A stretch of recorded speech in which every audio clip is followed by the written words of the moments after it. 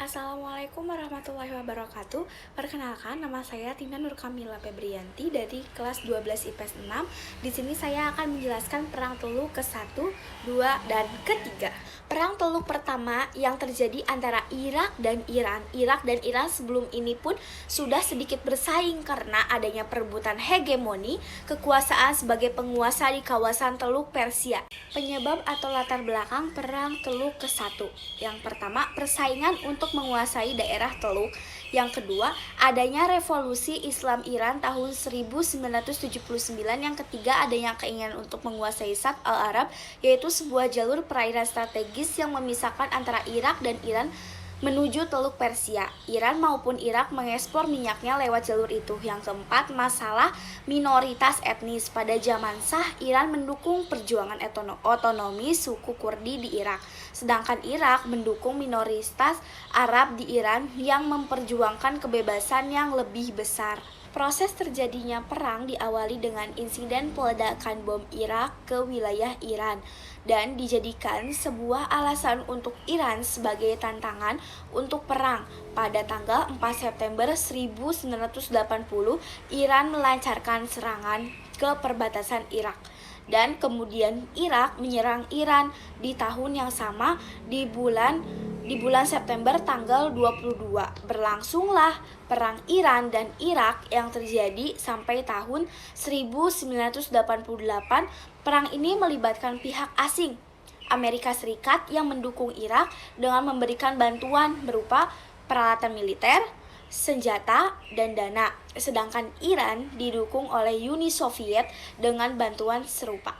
Perang berakhir tanpa ada yang menang dan yang kalah. Di bulan Juni 1988, Irak dan Iran menyetujui resolusi Dewan Keamanan PBB tentang gencatan senjata dan berdamai. Dampak dari Perang Teluk ke-1 yang pertama, menyebabkan kenaikan harga minyak. Yang kedua, terjadi krisis politik sosial di kawasan Timur Tengah. Ya, dan yang ketiga, terganggunya pelayaran internasional. Perang Teluk kedua diawali dengan adanya invasi Irak atas Kuwait pada 2 Agustus 1990 dengan strategi gerak cepat yang langsung menguasai Kuwait. Latar belakang Perang Teluk kedua. Yang pertama, Kuwait dituduh Irak telah menjual minyak melebihi kuota. Yang kedua, Irak menuduh Kuwait mencuri minyak Irak di daerah Ramallah. Yang ketiga, ambisi Saddam Hussein menjadi penguasa dunia Arab. Yang keempat, Irak menaruh kekecewaan pada negara-negara tetangganya yang tidak mau memberikan pinjaman. Dan yang kelima, secara historis Irak mengklaim bahwa wilayah Kuwait merupakan daerah yang dikuasai oleh Irak. Adapun jalannya Perang Teluk II, yakni setelah adanya invasi Irak ke Kuwait, kemudian beberapa negara dunia melakukan kencaman dunia, antara lain PBB. Amerika Serikat dan negara Eropa melakukan lembaga ekonomi terhadap Irak. PBB mengeluarkan resolusi agar pasukan Irak keluar dari Kuwait. Selanjutnya, serangan pasukan koalisi pada 17 Januari 1991, pasukan koalisi Amerika melakukan serangan terhadap Irak yang terkenal dengan nama Operasi Badai Gurun. Irak kemudian melakukan serangan balasan dengan mengirimkan rudal ke Israel. Irak ini mendapatkan suplai senjata dari Uni Soviet, yaitu akan mengancam menghancurkan Israel. Irak kemudian mengirimkan rudalnya ke Israel.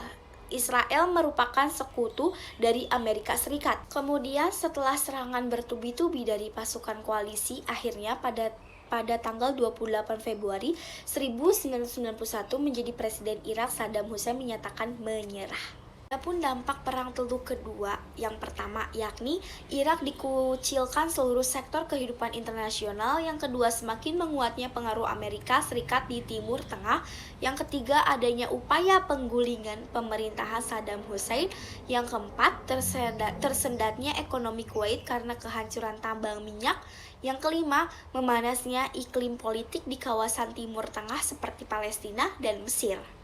Perang Teluk ketiga yang terjadi antara Irak dengan Amerika Serikat yang terjadi pada tahun 2003. Latar belakang terjadinya Perang Teluk Ketiga: yang pertama, tuduhan Amerika Serikat bahwa Irak memiliki senjata pemusnah massal. Yang kedua, Amerika Serikat juga menuduh bahwa Irak terlibat aksi terorisme dalam peristiwa 9 September 2001. Yang ketiga, mengamankan kepentingan minyak Amerika Serikat. Yang keempat, melindungi sekutu Amerika Serikat di Timur Tengah, Israel, dari ancaman Irak. Yang kelima, kepentingan geopolitik Amerika Serikat di kawasan Teluk Persia yang terancam oleh Irak. Yang keenam, ingin menggulingkan pemerintahan Saddam Hussein yang dianggap tantangan terhadap demokrasi di Timur Tengah. Yang ketujuh, ambisi Amerika Serikat untuk menjadi negara terkuat di dunia. Proses terjadinya Perang Teluk Ketiga: 20 Oktober 2001, Amerika Serikat menyatakan perang lawan terorisme di seluruh dunia.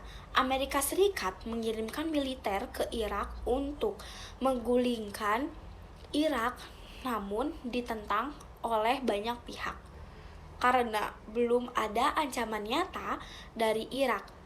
PBB memerintahkan Irak untuk menghancurkan semua senjata pemusnah dan mengirimkan penyelidik untuk memastikan tidak ada senjata pemusnah. Meskipun Saddam Hussein setuju, tapi faktanya pemerintahan Irak tidak berusaha untuk menghambat penyelidikan.